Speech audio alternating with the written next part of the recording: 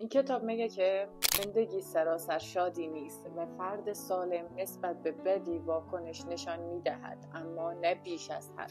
از میان تمام اشکال اعتیاد پرهزینه ترین آن چیزی است که کمترین توجه را به خود جلب میکند: اعتیاد به امنیت. ما آنقدر به چیزهای بد توجه میکنیم، آنها را دوباره زنده میکنیم، تصورشان میکنیم، ازشان دوری میکنیم که اجازه میدهیم طرز زندگی ما را اداره کند و به طور غیر منطقی محتاط شویم. ما آنقدر بر جلوگیری از یک خطر آشکار متمرکز هستیم که نمیتوانیم دامهای ظریف‌تر را پیش بینی کنیم.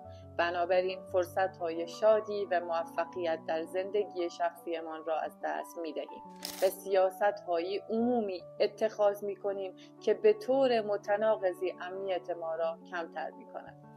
قدرت بدی اسم کتابیه که میتونه بهت کمک کنه بر اثرات منفی غلبه کنی.